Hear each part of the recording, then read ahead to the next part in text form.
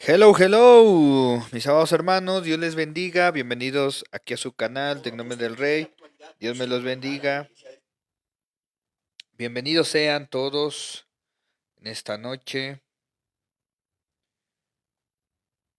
bienvenidos sean todos a esta transmisión.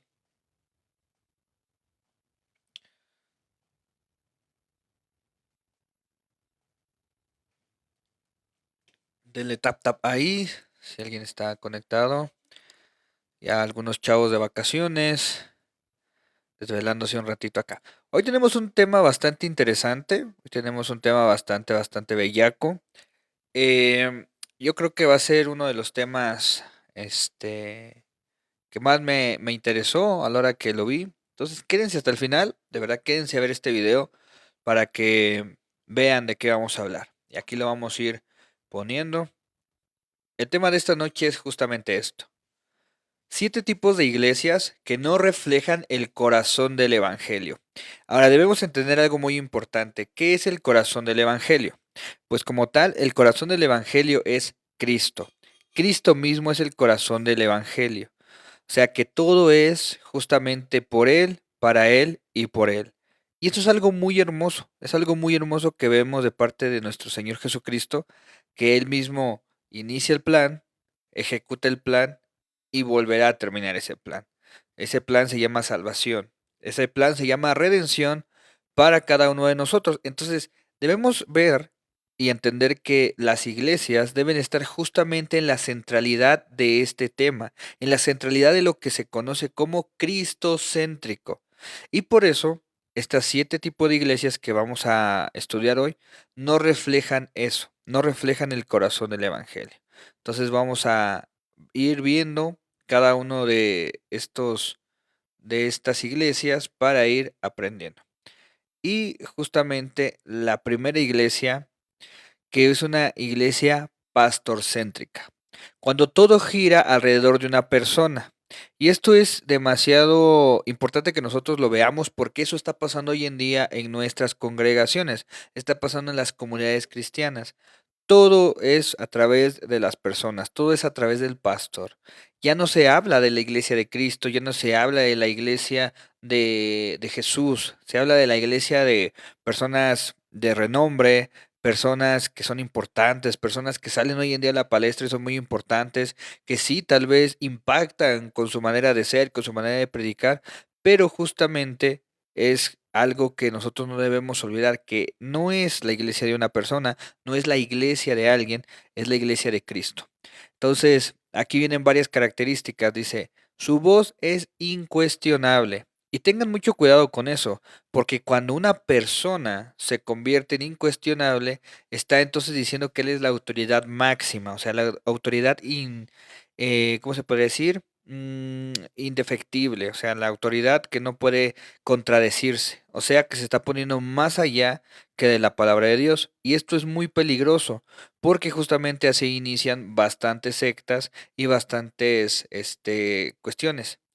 Toto, saludo, ándale, exactamente, infalible. Esa era la palabra correcta. Pónmela aquí. Ah, sí, sí, sí, tomo con cuidado. Gracias, mira. Entonces, debemos entender eso, ¿no? Ahora, eso no significa que nosotros vamos a estarle diciendo de cosas a nuestro pastor, ¿no? Porque no es infalible, va a decir, ¿sabe qué viejo? Usted, la neta, no la rifa. No, o sea, debemos tener ese límite también de cuidado, ¿no? No podemos llegar y, que yo no sigo a hombres y por eso no lo escucho. No, también tenemos que tener un poco de coherencia en ese sentido, ¿no? Porque de igual manera no todos los pastores están cortados con la misma tijera, ¿no? Dice, su agenda define la visión. Y esto es algo importante que nosotros debemos ver, porque hay muchas personas que hoy en día manejan estas cuestiones. No es que lo que Dios me ha hablado, no es que la visión que Dios me dio, es que Dios me dijo que lo hiciéramos así y cortamos con la iglesia histórica. Y esto es muy catastrófico, porque cuando cortamos con la iglesia histórica, entonces hay justamente una división entre lo que Dios había continuado en ese entonces a un nuevo sector, o sea, una secta. Dice el buen Toto, dice, esa es una doctrina que hay hoy, no sé quieren, esa es una doctrina que hay hoy, no se quieren sujetar. Es que fíjate, hay algo muy importante. La sujeción justamente es, ¿cómo se puede decir? Es voluntaria, no es impositiva. Y eso lo hemos confundido mucho. Hay mucha gente que dice, no es que debes estar sujeto al pastor, es que debes sujetarte al pastor. Sí, pero siempre y cuando el pastor también debe cumplir con las características adecuadas para que se pueda justamente tener esa buena convivencia y esa buena llenura del espíritu de ambas partes. Entonces, sí, sí, sí, debemos tener mucho cuidado en eso. Dice, su presencia sostiene el sistema. Eso es algo demasiado... Y fíjese, a mí me ha tocado ver muchas ocasiones que si el pastor no está, no quiere la gente ir a la prédica, no quiere ir al domingo, no quiere, no, porque el pastor no va a estar, entonces como que a mí no me gusta, o sea, yo voy por la presencia, yo voy por la palabra, y está bien, o sea, no está mal que nosotros anhelemos, respetemos y nos gusten nuestros predicadores o el pastor que está con nosotros en la iglesia, ¿no? Pero no significa que solamente Él tiene la presencia, no solamente significa que Él tiene la revelación. Eso es algo que debemos tener siempre en consideración. Dice, pero la iglesia no sostiene una cabeza humana, la cabeza es Cristo. Primera de Colosenses 1:18, donde todo depende de uno, no es cuerpo, es plataforma. Dice, a veces es falta de formación de la iglesia. Y sí, fíjate, Toto está diciendo algo con mucho sentido y me gusta mucho sus aportaciones, porque justamente es eso. Pero algo sí muy importante, y aquí tal vez lo voy a decir de una manera un poco cruda, pero es por estrategia también, mi querido Toto, que esto es así. Porque obviamente cuando tú predicas o dices que la iglesia no debe estar bajo una sola persona, pues ¿qué va a pasar? Va a haber personas que te van a decir, no, pues ¿sabes qué? Yo quiero opinar, yo también mi opinión vale, yo también quiero decir, yo también quiero hacer.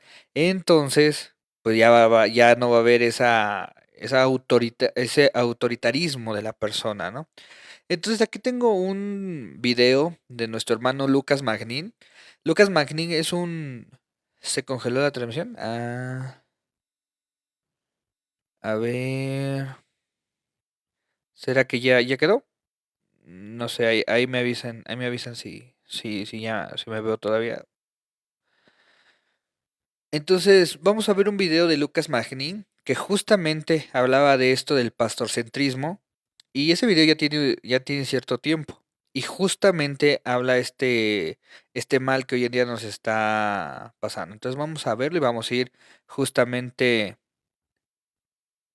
Uf, ¿cómo que sigue congelada? Uy, es que ahí sí no sé cómo hacerle. No sé cómo hacerle. Uy, que alguien me diga si sigue congelada. ¿Ya? Ok. Es que como estoy transmitiendo de la computadora, anteriormente en el celular pues nada más le actualizaba, ¿no? Le actualizaba y ya se descongelaba. Pero como estoy en la computadora así no sé qué hacer. Discúlpenme. Discúlpenme. A ver, vamos a ver el video que les comentaba. Centrismo, un modelo problemático para los tiempos que corren. En la figura del doctor Fausto, Goethe resumió el espíritu de su tiempo. Fausto es el prototipo del progreso ilimitado, el responsable de lograr lo imposible, de pensar lo impensable y superar las limitaciones puestas por la fragilidad. Goethe supo convertir en personaje aquello que tiempo después Nietzsche tradujo en un concepto, el superhombre. Esta es la figura por excelencia del antropocentrismo, de la ética individual y la modernidad. El superhombre está más allá del bien y del mal, no debe ningún respeto a las reglas que no sean las suyas, ni a las tradiciones y formas de los hombres mortales. Con este concepto, Nietzsche creía estar tirando por tierra los instintos por lo sagrado de las religiones, en particular de la fe cristiana. Aunque no era su intención original, sus ideas también germinaron en la carrera armamentística del bélico siglo XX, en el nazismo y los campos de concentración. Sucede que, para lograr su victoria, en más de una ocasión, el superhombre debe someter a las voluntades que se le resisten. El nihilismo de Nietzsche y su ideología del superhombre suelen ser enfáticamente rechazados en las iglesias. Y sin embargo, nuestras prácticas no siempre condicen con nuestras ideas. En muchas comunidades, si se me permite la comparación, la figura del pastor funciona como una adaptación del... Ok, algo que dicen, y yo no sé si lo han escuchado, Nietzsche manejaba justamente eso, el superhombre, el hombre que no necesita de Dios. Recordemos un contexto muy importante de lo que se habla aquí. Friedrich Nietzsche era una persona, bueno, su padre fue un pastor, me parece que bautista o metodista, no recuerdo bien, presbiteriano, algo así. Y este hombre muere, este hombre fallece y deja desamparado a Nietzsche con su familia y todo eso. Entonces, hay algo demasiado, demasiado, demasiado importante en esto, que justamente Nietzsche ve que, y él lo dice en uno de sus libros, me parece que es en Zaratustra, donde dice, me afecta más la muerte, no, me hubiera afectado más que mi padre hubiese quedado vivo, porque mínimamente muerto ya no tendría que adorar ni estar sujeto a un dios imaginario, sino que pues fue libertado de esas creencias, ¿no? Entonces vemos que el superhombre de Nietzsche es alguien que justamente se desarrolla bajo su propia fortaleza, bajo sus propias ideas, bajo la fuerza que él tiene. Entonces, cuando justamente vemos que hoy en día hay personas que se manejan de ese tipo, por eso aquí lo dice Lucas Magnin, no es que hay algo muy, muy, muy drástico, ¿no? Una cosa es lo que decimos y predicamos de depender de Cristo y que solo el Espíritu, pero por otro lado hacemos otras cosas, ¿no? Nos valemos por nosotros mismos, valemos por nuestras figuras, por nuestra fortaleza, por las cosas que hacemos, y eso justamente es el superhombre. El superhombre no es aquel que necesita o es dependiente de Dios, sino todo lo contrario, el que no lo es, el que justamente puede con sus propias fuerzas. Y muchas veces lo hacemos hay gente que lo hace de esa manera, ¿no? Ideal del superhombre. El pastor suele ser la figura central de la organización eclesial. En la práctica, ninguna labor es más visible y respetada. La figura pastoral funciona como un centro en el cual orbitan las demás actividades y programas, las personas y los grupos. En más de una ocasión, mostrar fidelidad al pastor es interpretado como una muestra de fidelidad a la iglesia, o en el peor de los casos, a Dios. Los pastores suelen tomar la mayor parte de las decisiones, o al menos las más importantes. Quizás cuenten con un grupo de consejeros, pero no es inusual que su voz tenga la última palabra. Incluso en ocasiones, su voluntad puede prevalecer a pesar de la oposición del resto. En buena medida, esto depende de una idea, que es el pastor quien recibe la visión de Dios y la comunica a través de una palabra fresca que se convierte en la brújula de las búsquedas comunitarias. Por eso, el pastor suele ser la persona que más sermones predica. Su carisma personal y cualidades retóricas lo convierten a menudo en maestro de la comunidad, aunque en más de una ocasión sus recursos bíblicos y teológicos no sean los únicos, ni los más sobresalientes. Semejante percepción de autoridad encierra muchas consecuencias prácticas. El organigrama de la iglesia tiende a ser vertical. La pirámide empieza en el pastor y termina en el pueblo, un término que suele tener ciertas connotaciones despectivas. Sí, exactamente. Y miren, algo muy importante, ¿no? Hemos criticado mucho a la iglesia romana y siempre decimos, no, es que la iglesia romana es lo malo y porque son idólatras y todo eso. Pero última sigue siendo lo mismo. Porque en la iglesia romana hay dos pueblos, el pueblo docente y el pueblo del día a día, ¿no? Ajá, sí, es por eso decirle un padre, ajá, exactamente. Y hoy en día está muy de moda eso, ¿no? Del padre espiritual, ¿no? Es que es mi padre espiritual. O sea, ahora, bueno, dame chance de contestar esto, de terminar la idea, y ahorita voy a comentar algo muy importante de eso. Entonces, justamente, esas cuestiones vemos que se separan, ¿no? Hay dos pueblos, el pueblo docente, o sea, sacerdotes, obispos, papa y todo más, y el magisterio, y el pueblo común, ¿no? El vulgo, el pueblo laico.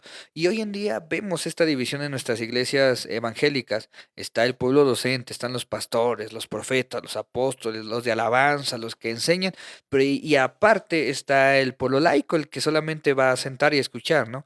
Y estos tienen una predominancia sobre ellos. Y esto no es así, porque la palabra de Dios dice que todos tenemos dones y talentos, los cuales se complementan. Por eso no debe ser un escalafón que solamente el de arriba tiene el poder, sino que todos tienen la misma opción de autoridad y de posición siempre y cuando estén sujetos a la palabra de Dios. Y algo muy importante, esto de la mentada llamada paternidad espiritual, yo no la veo, entre comillas, mal, o sea, porque en la palabra de Dios viene, ¿no? Que Pablo fue como un padre para Timoteo, y eso lo podemos entender, pero siempre y cuando se haga la función. ¿Qué quiere decir eso? Hay muchos pastores que hoy en día ya no mentorean, ya no pastorean, ya no guían, ya no están enseñándole a las personas cómo predicar, cómo discipular, cómo visitar, cómo orar, qué hacer, cómo administrar.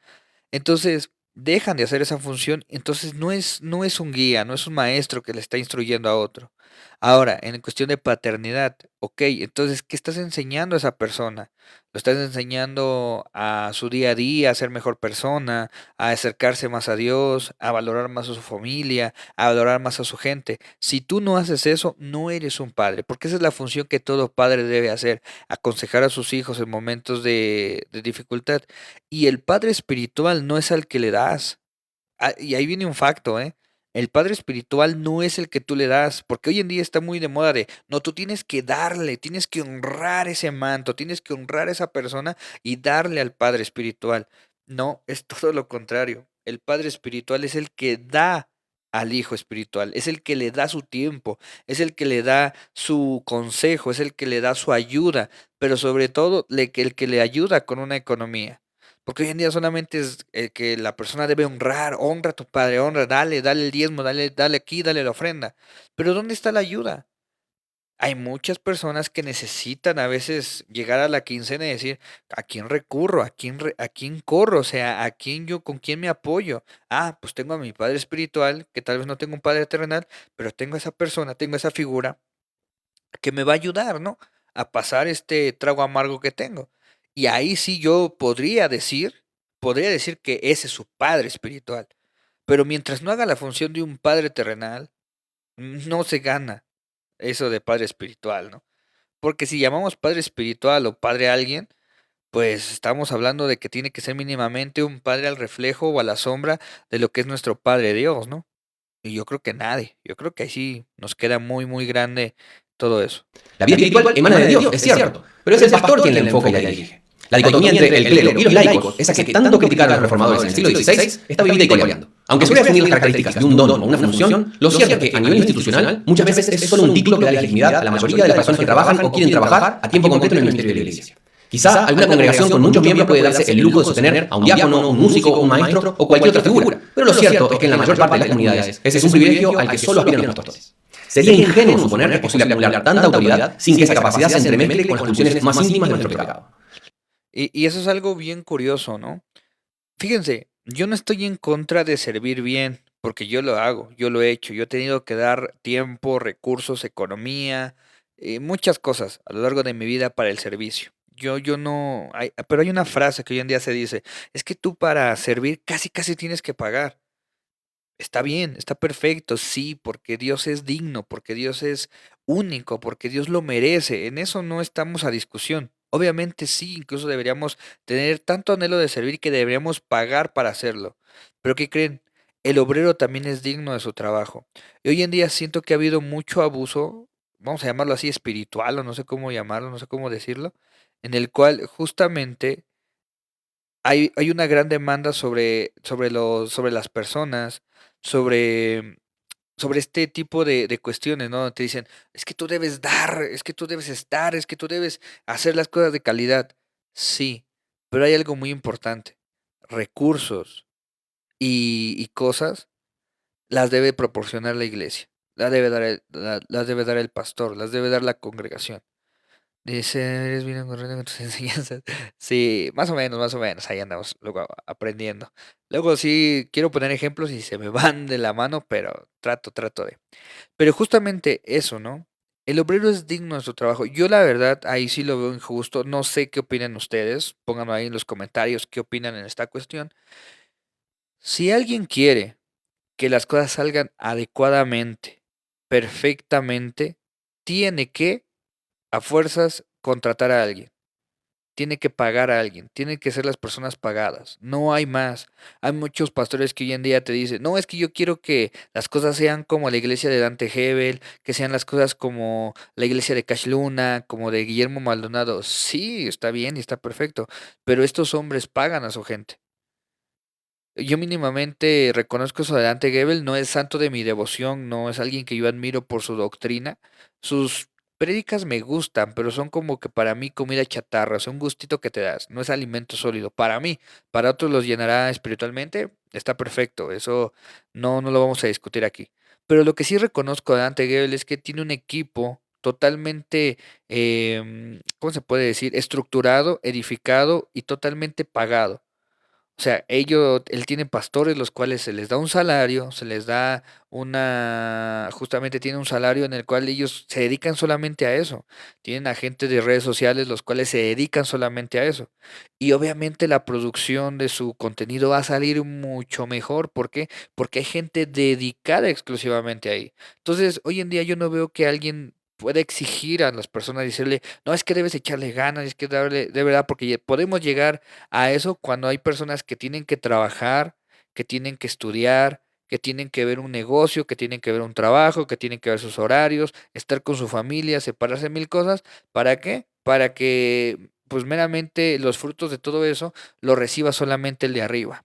Entonces a mí se me hace muy injusto eso. Pero también debemos entender que el servicio es por amor y no es para que se vea una persona. Si en tu caso o en los casos de alguien que está viendo este video tiene un pastor que predica la sana doctrina y que realmente es digno de apoyo, apóyenlo de verdad. Traten de que su contenido, de que sus prédicas, de que sus clips salgan a redes sociales para que la gente pueda ser llenada de la presencia de Dios, ¿no? Hay un pastor, bueno, hay varios pastores hoy en día, ya todos están en redes sociales. Hay un hermano que se llama José Manuel Sierra. Él tiene una doctrina, excelente, o sea, su doctrina es muy buena. Entonces yo veo esa parte de él, o sea, él ayuda, abre iglesias, está, y entonces dice, esa persona contagia justamente eso, ¿no? Que tú quieras, que se debe hacer. Es pequeña se entiende, pero cuando ya tiene un número grande sí se debe pagar. Ah, sí, bueno, justamente qué bueno que Toto hizo ese comentario, sí, correctísimo, totalmente de acuerdo. Sí, cuando la iglesia es pequeña, hasta justamente el pastor puede hacer todo. Incluso hay congregaciones muy pequeñas donde el pastor lo hace todo. Predica, toca la guitarra, hace de redes, disipula, no sé, visita, prepara los cantos, prepara la escuelita dominical, todo eso. Y está bien, o sea, eso está perfecto. Y justamente, ¿por qué? Porque la iglesia es pequeña. ¿De cuánto número estamos hablando? Una iglesia pequeña. Yo creo, hoy en día, en la actualidad, yo siento que de 50 gentes para abajo es una iglesia pequeña. Yo creo. Bueno, vamos a poner un poquito menos, unos 30. Unos 30 personas para abajo ya es una iglesia pequeña. De 50 para arriba ya demanda trabajo, ya demanda muchas, muchas cosas. Entonces, sí debemos entender esa parte donde sí debe haber una remuneración, ¿no? La historia de la Iglesia demuestra con creces que ceder ante el llamado del poder es una posibilidad que acecha constantemente a los seguidores de Cristo. El deseo de reconocimiento, la ambición y la vanagloria son solo algunas de las tentaciones que acompañan a una figura con tanta autoridad. Pero las estructuras siempre tienen su forma de justificarse, y en muchos casos la Iglesia logra esto al resignificar algunas palabras y espiritualizar algunas motivaciones. No le decimos ambición, sino espíritu de conquista. No es egoísmo o deseo de poder, sino crecimiento del reino de Dios y autoridad puesta por Dios.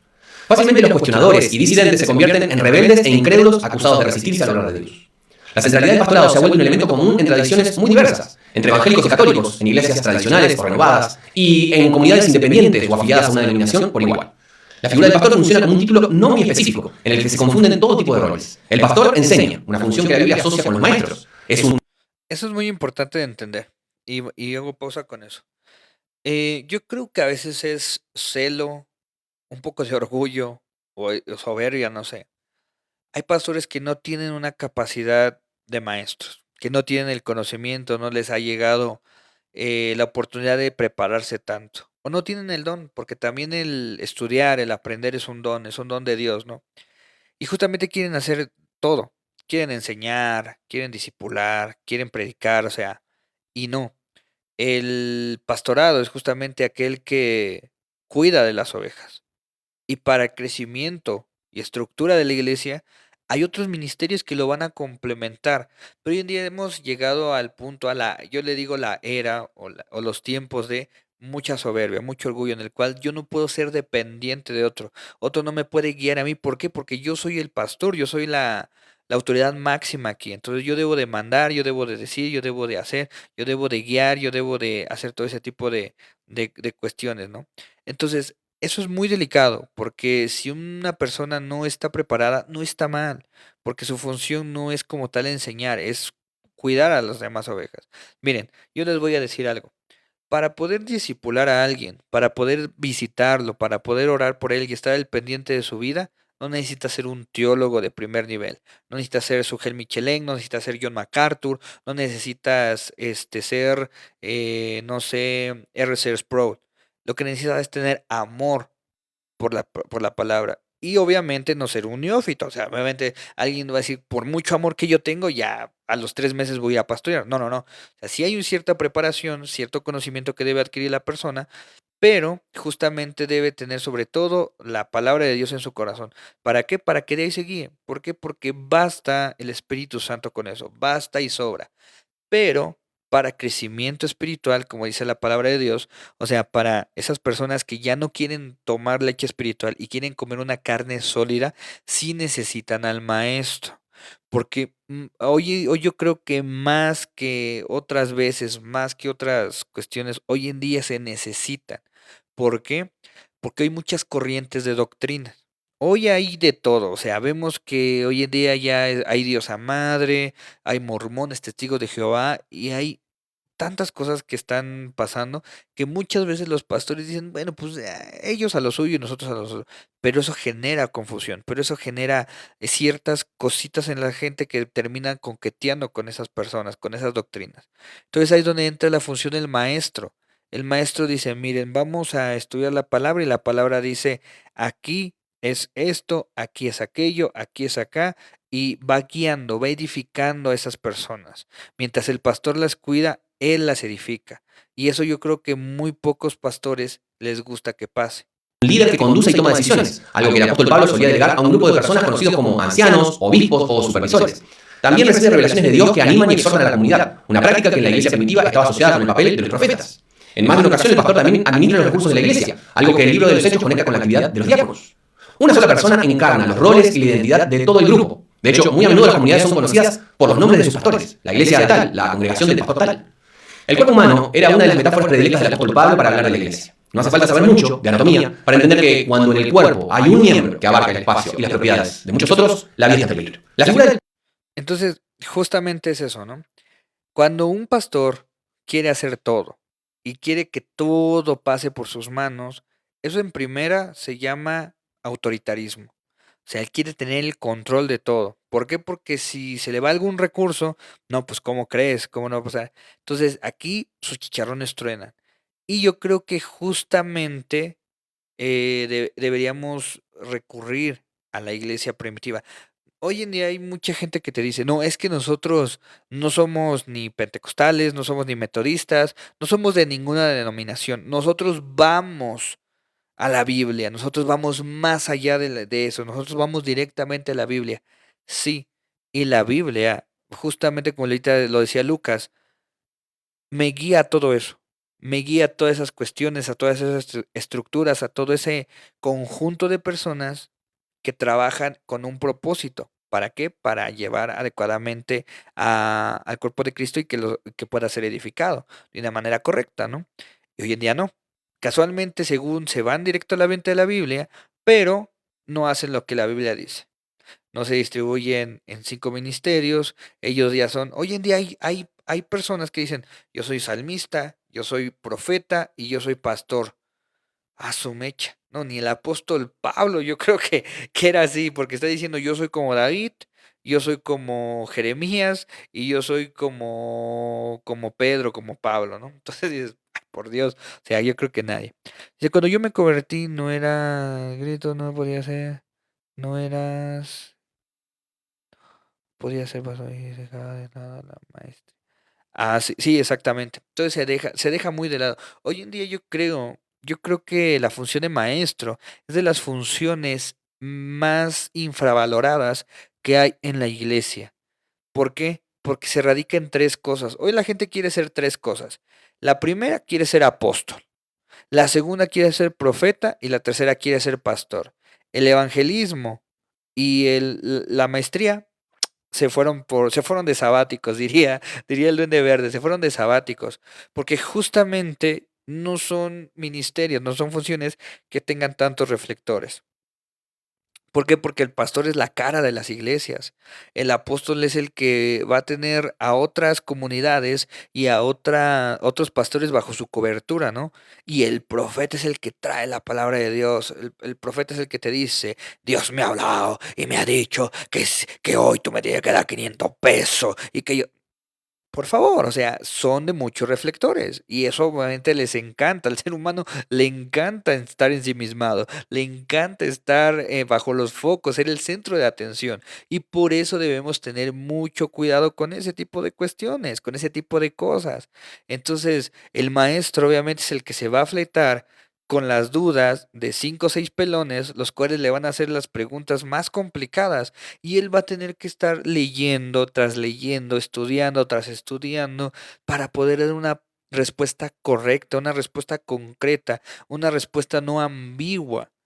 Y el evangelista obviamente no es el que hoy en día como Billy Graham, como no recuerdo quién es más, como Gigi Ávila, que predicaron a millones. Hoy en los evangelistas son los que van a ir de pueblo en pueblo, de calle en calle. ¿Y quién le quiere hacer eso? ¿Por qué? Porque no hay reconocimiento ahí, porque no hay gente que diga, ay, mi hermanito, usted predicó bonito. No, ahí hay personas que justamente a veces hasta su máquina, su madre les van a mentar, les van a estar diciendo de cosas, les vas diciendo, ya cállese con esa bocina, o lárguese de mi calle, o lárguese de esta esquina, ¿no? ¿Por qué ha pasado? ¿Y quién quiere pasar eso? Nadie. Hoy queremos ser el centro de atención de todo eso, por eso Lucas lo está diciendo de una manera excepcional, ¿no? Pastor nace de una metáfora de la vida rural de Israel. El Antiguo Testamento compara repetidamente la forma en la que Dios cuida a su pueblo con la dedicación de un pastor hacia su rebaño. David es un ejemplo paradigmático. Pasó de pastorear ovejas en los montes de Belén a proteger a la nación desde el trono de Jerusalén. En el capítulo 23 de Jeremías encontramos un buen ejemplo del uso de esta metáfora, en la advertencia de Dios a las autoridades de Israel. ¿Qué aflicción les espera a los líderes de mi pueblo, los pastores de mis ovejas? Porque han destruido y esparcido precisamente a las ovejas que debían cuidar. En vez de cuidar a mis ovejas y ponerlas a salvo, las han abandonado y las han llevado a la destrucción. Ahora yo derramaré juicio sobre ustedes por la maldad que han hecho a mi rebaño, pero reuniré al remanente del rebaño de todos los países donde lo he expulsado. Volveré a traer a mis ovejas a su redil y serán fructíferas y crecerán en número. Entonces nombraré pastores responsables que cuidarán de ellas, y nunca más tendrán temor, ni una sola se perderá, ni se extraviará. Yo, el Señor, he hablado. Jesús retomó esa tradición al identificarse con el buen pastor que da su vida por sus ovejas. Desde sus comienzos, la iglesia primitiva utilizó cariñosamente este calificativo para referirse a aquellos que desarrollan funciones de cuidado y acompañamiento. Bíblicamente, pastor es aquel que vela por la salud de los miembros de la comunidad. No es necesariamente una sola persona, sino todo aquel que acompaña a aquellos que componen el cuerpo de Cristo. Hebreos señala que los miembros de la iglesia deben obedecer y sujetarse a sus pastores, pero también señala que esa autoridad debe ser entendida directamente en función de su objetivo. Su tarea es cuidar el alma de ustedes. Howard Snyder puntualiza que no hay nada en Efesios 4 o en alguna otra parte del Nuevo Testamento que sugiera que pastor tuviera en la iglesia primitiva el sentido de un cargo altamente especializado y profesional que ha llegado a tener en la historia protestante. Ok, eso es algo muy importante. Pastor es justamente el que vela por las almas, se lo comentaba hace un momento, ¿no? Es aquel que se preocupa, es aquel que da su tiempo, es aquel que da sus recursos incluso, ¿no? Entonces, la profecía de Jeremías, eso es algo muy impactante, porque hoy en día los pastores, ¿qué están haciendo con sus ovejas? O sea, dice la palabra, ¿no? Que Jesús dejó a las 99 y se fue por una. Nosotros corremos a una para quedarnos con 99. Y yo creo que ahí es la gran diferencia del pastorado bíblico, del pastorado de Jesús, al pastorado que nosotros hoy en día queremos hacer, ¿no? Entonces, justamente es algo bien importante reflexionar en todo esto porque pastor no es un cargo superlativo en el cual esté por encima de todo el escalafón. Todos podemos llegar a ser pastores. Hoy en día hay una moda donde el cual yo la he escuchado demasiadas veces porque yo la viví de primera mano, de primera voz, en las cuales te decía, no, es que mi llamado viene desde antes. No, no, no, no, mi ministerio. Debemos entender algo muy importante. El ministerio que tenemos o que Dios nos permitiese poder tener es el ministerio de Cristo. Esa es su imagen, esa es su semejanza, es a lo que Él quisiese, es a lo que Él quiere, no a lo que nosotros queremos, no es a lo que es mío. ¿Por qué? Porque es a su reflejo, es a su vida, ¿no? A su ejemplo, perdón, mejor dicho, ¿no? Pero los ejemplos en nuestras iglesias contradicen a menudo el ejemplo bíblico. Nuestros pastores son figuras notables y atareadas que realizan actividades, organizan programas y eventos, bosquejan sermones y coordinan proyectos. Apenas tienen tiempo, ganas o vocación para acompañar a las personas. Sus funciones suelen estar más relacionadas con las de un director ejecutivo de una empresa o un coordinador general que con esa metáfora del pastor que conoce profundamente y protege pacientemente a sus ovejas. Creo que no vamos a poder volver a una visión bíblica y sana del pastorado si no logramos disociar la función del puesto.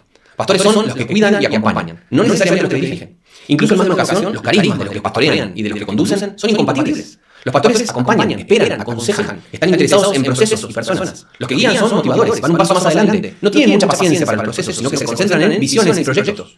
Para que tengamos pastores y conductores que hagan lo que tienen que hacer, es fundamental separar las funciones de la pastoral de las de conducción. En la figura de autoridad proyectamos nuestra propia vida y les pedimos que sean lo que nosotros quisiéramos. Ok, yo creo que hasta ahí vamos a ver el video porque todavía nos hace falta ver otros numerales de las diapositivas. Pero esto justamente lo que decía Lucas, aquí este último, Es totalmente cierto. Hoy en día ya no vemos pastores interesados por las ovejas. Hoy vemos directores de empresas las cuales reparten el queso. Mira, es aquí, es acá, y se va a hacer aquí, tú vas a hacer aquí, tú vas a hacer allá.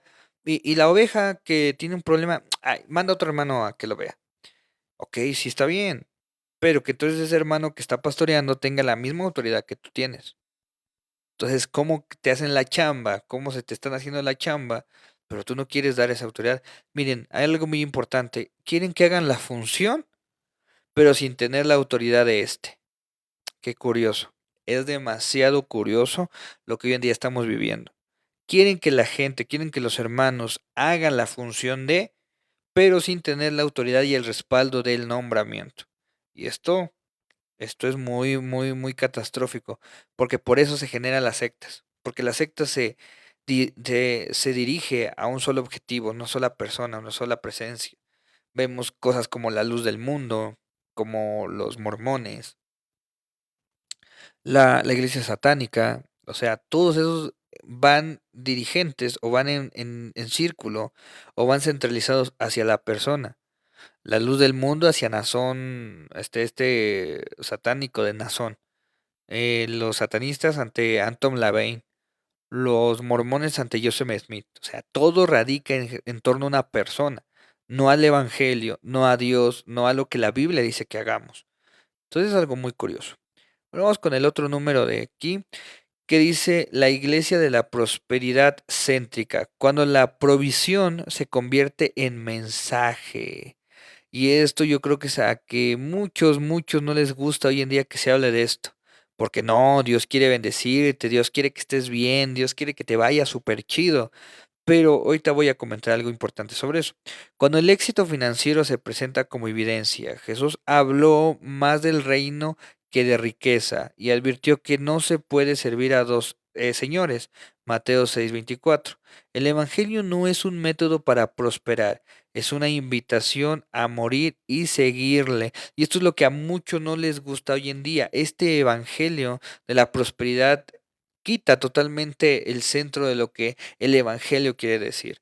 Justamente el Evangelio es dar tu vida por Cristo, es dar tu vida por el Señor. No vivir con las comodidades que te promete el mundo, porque nosotros tenemos una promesa más grande que es allá en los cielos. Tenemos la morada que Dios nos va a permitir estar, ¿no? Dice el Señor, voy a hacerles moradas. Entonces, nos va a ir a hacer una cabañita, nos va a hacer una chocita para que tú y yo vivamos. ¿Qué más bendición que esa podemos querer, podemos esperar de eso? O sea, ninguna. Pero hoy en día queremos vivir bien, no queremos batallar, no queremos sufrir, porque justamente no es lo que la carne desea, no es lo que nuestros sentimientos desean. Y yo no estoy hablando de que vivamos proveza, perdón, pobreza, ni tampoco en mendiguez, ni que andemos solamente con 200, 100 pesos en nuestra bolsa. Yo no hablo de eso. Yo hablo que justamente no se centre en esto. Hay mucha gente que dice, no, es que yo doy mi diezmo para que Dios me prospere. No, es que mientras diezme, yo no tengo problema que las cosas, con que se compre o que se haga con ese dinero. Pues este es un descargo de responsabilidad muy inmaduro y muy infantil que tienen esas personas. Porque justamente nosotros debemos estar preocupados por qué se hace con el dinero que damos. Porque justamente la palabra de Dios dice que es para la vida y el huérfano, para aquellos que no pueden tener un sustento. Entonces, si el evangelio no está poniéndose en esto, pues de nada sirve.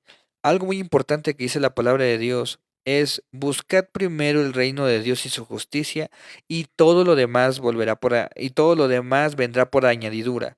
¿Cuántos de esas personas buscan el reino de Dios adecuadamente? O sea, ¿cuántos están buscando realmente hacer la voluntad de Dios?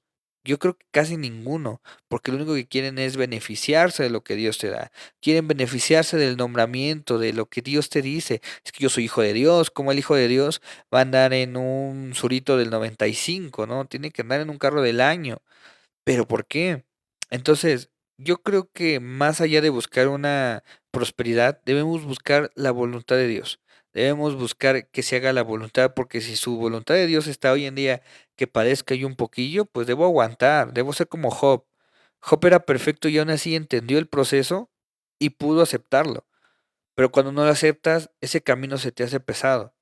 Entonces empieza a haber ciertas cosas que tú quieres ya criticar, que tú ya quieres reclamar y quieres decirle a Dios, ¿por qué yo estoy así? Cuando la voluntad de Dios es justamente que pases por eso. ¿Y cuál es lo que debes de hacer? Justamente aceptar eso y buscar primero el reino de Dios y ya después cuando busques y encuentres el reino de Dios adecuadamente, que es la salvación, que es Cristo, pues ya, de ahí va a venir todo lo demás por añadidura, ¿no? A ver, vamos aquí. Una iglesia que sea experiencia céntrica, cuando lo más importante es sentir algo. Si no lloré, no fue presencia. Si no vibré, no fue mover. Y eso yo creo que hoy en día es de lo que más estamos viviendo. Hoy en día, si en la iglesia el pastor no tumbó a alguien, yo creo que ese día el pastor venía en pecado, no venía con poder, no venía con fuego, o tú no tuviste la suficiente fe. ¿Por qué? Porque necesitan esa experiencia, necesitan algo comprobable, necesitan que se den cuenta de que algo Dios los está moviendo. Cuando realmente el evangelio no es por experiencia, el evangelio es una experiencia, es una cuestión de vivencia, es una cuestión de práctica día a día, día a día. Dice, pero el evangelio no se basa en sensaciones, se basa en verdad y obediencia. Juan 14:15, las emociones son regalo, no fundamento. Entonces, justamente algo muy importante. Y aquí hay dos puntos que debemos resaltar. Justamente que el Evangelio no se basa en sensaciones, sino se basa en verdad y obediencia. ¿De qué le sirve a una persona caerse todo el tiempo?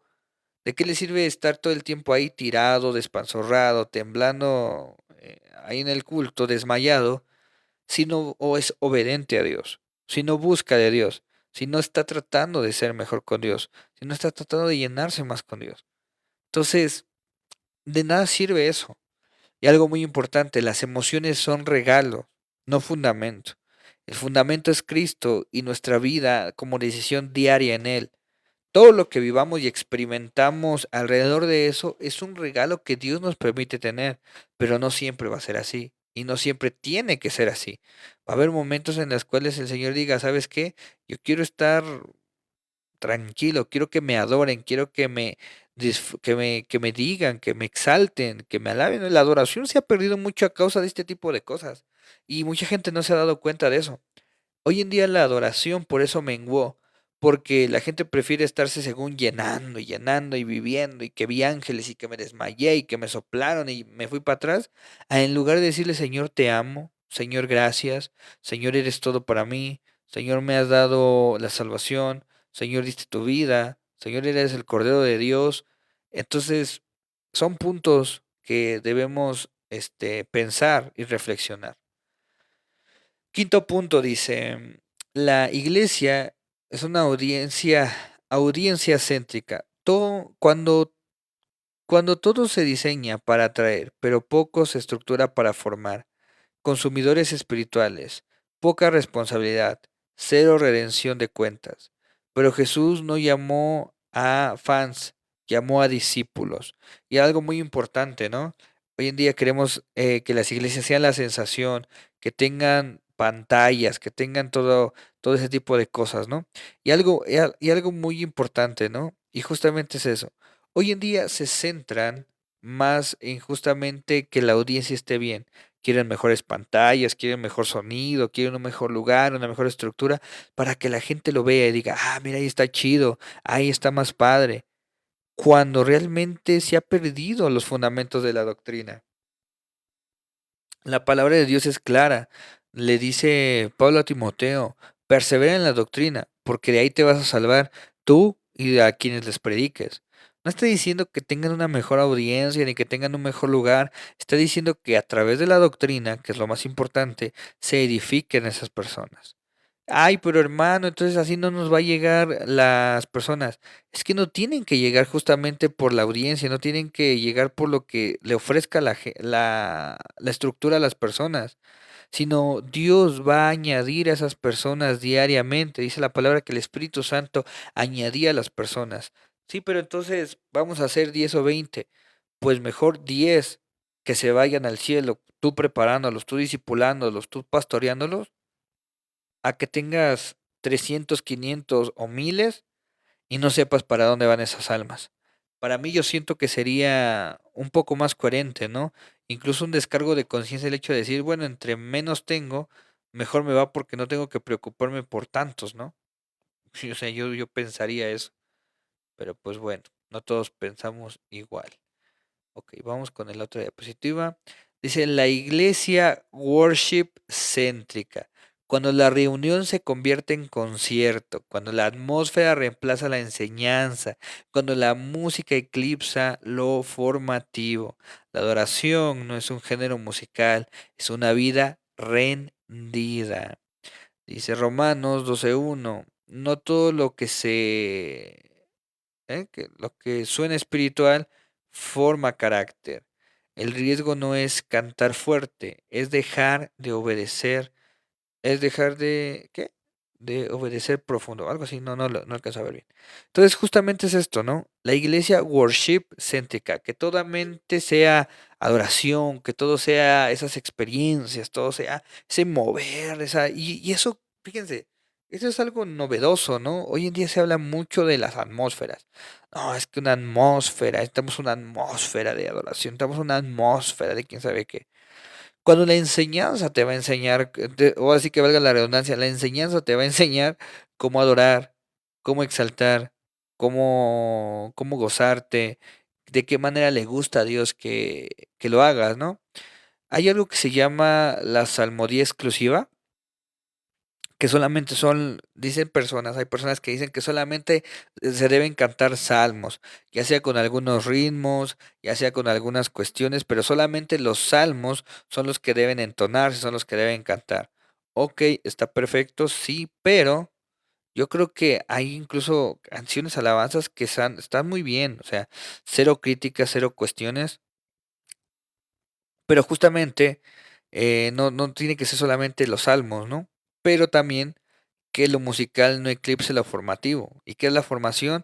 La palabra de Dios, lo que Dios va a hablar, lo que Dios va a decir, lo que Dios quiere enseñar a través de su palabra y su doctrina. Dice, la iglesia edificiocéntrica. Cuando el edificio se vuelve identidad. Vamos a la iglesia como si la iglesia fuera un lugar. Pero la iglesia no es un espacio físico, es un pueblo redimido. Hechos 2:46 y 1 de Corintios 3:16 dice, un edificio puede albergar la iglesia, pero nunca puede reemplazarla. Y esto es muy importante, ¿no? Más allá de tomarlo literal, como digamos, hubo una época donde a Dante Gebel se le conocía mucho por eso, ¿no? La Catedral de Cristal. Hoy en día es River Church, ¿no? No, es que yo, hermano, yo voy a River. No, es que hermano, yo voy a Casa de Dios, ahí con Cash Luna. No, es que yo voy, con quien sea, ¿no? O sea, no. Y esto es muy importante entenderlo porque justamente yo creo que a veces nos empeñamos tanto en ir a un edificio, en ir a un edificio, en ir a una estructura, a un templo, y dejamos a la iglesia de lado. ¿Y a qué me refiero con esto? Es que la iglesia somos cada uno de nosotros. Entonces, ¿cuántos no anhelan ir a la iglesia o a la congregación los domingos?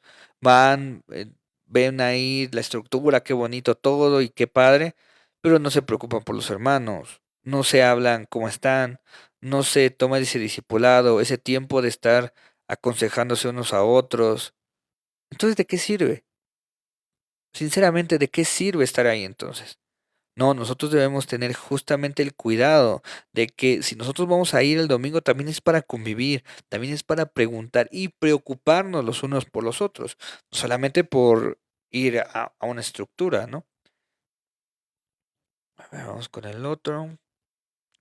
Ok, entonces ahí están las siete formas que, que hablamos ahorita. Ahorita vamos a hablar del cultocentrismo, vamos a ver un poquito ese video para que sepan exactamente. Cultocentrismo. La liturgia de la iglesia hoy, el testimonio de los primeros cristianos.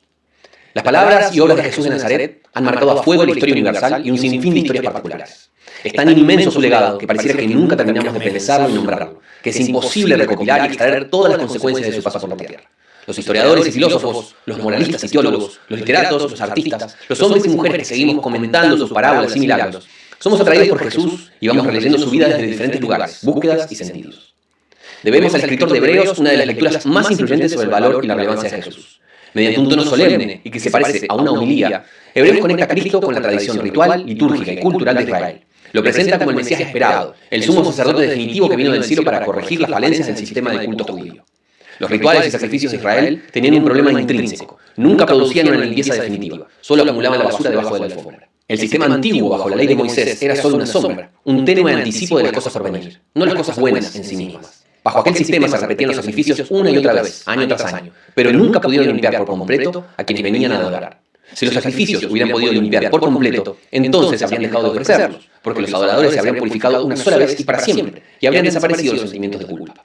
Pero en realidad, esos sacrificios les recordaban sus pecados año tras año. Sin embargo, Cristo, con su propia sangre, no con la sangre de cabras ni de becerros, entró en el lugar santísimo una sola vez y para siempre y aseguró nuestra redención eterna. El aporte de Hebreos al canon bíblico es situar a Jesús como la continuidad y superación de la historia sagrada de Israel. Cristo asume la herencia del pueblo de Dios, pero mediante su sacrificio logra trascender la fe rutinaria, los ritos vacíos y las instituciones corrompidas. Ok, justamente eso que está hablando Lucas es algo muy profundo. Ahorita lo voy a dejar así porque el video también digo que dura bastante. Entonces ahorita lo dejamos así y a otro momento reaccionamos justamente al cultocentrismo, ¿no? Pero sí, o sea, ¿qué es el cultocentrismo? Cuando no puedes vivir tu vida espiritual de otra manera que no sea en la iglesia. Tú vas y escuchas en la iglesia. Tú vas y lees tu Biblia en la iglesia. Tú vas y oras en la iglesia. Tú vas y adoras en la iglesia, en el culto, en el domingo, en el miércoles. Pero entre semana no te acuerdas de Dios. Pero entre semana no te acuerdas de qué hizo Él por ti, de que si le agradas o no. Entonces, eso es cultocentrismo. Cuando en tu vida práctica no buscas de Dios, solamente los momentos en los cuales estás en una iglesia, en una congregación, en un edificio. Y eso es perjudicial para la vida de cada persona y debemos, yo creo que combatirlo siempre. Y no significa que por eso vamos a dejar de congregarnos. Obviamente no. Pero sí debemos entender que Dios está en todo lado, en todo momento, y de igual manera debemos buscarlo. Hoy es cuando los adoradores en espíritu, cuando Dios busca adoradores y no los busca de una manera más que en espíritu y en verdad.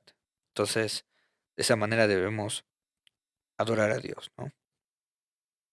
Pero pues bueno, mis amados hermanos, hasta aquí llegó este video. 7 formas, 7 maneras o 7 iglesias que reflejan el corazón, que no reflejan, perdón, el corazón del evangelio. Entonces, ahí justamente lo pueden ver, lo pueden checar y pues nos estamos viendo hasta la próxima emisión. Recuerden, estamos tratando de transmitir los lunes, trato de hacerlo lo más temprano que puedo, pero a veces no se puede. Pero de igual manera, si quieren volver a ver este video, pues va a estar en mi canal de YouTube, en Nombre del Rey, así como aquí, con ese mismo logo, así vamos a estar ahí en YouTube.